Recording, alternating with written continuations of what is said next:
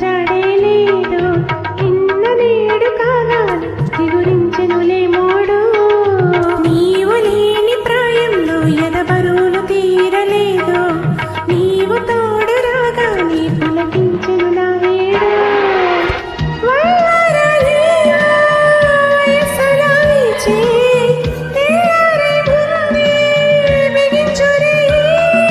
కన్నుల్లో నేడు కార్తీకం కౌగిళ్లలోన వైశాఖం ఇక ఈ క్షణమే జీవితము స్వాగతం ప్రియా.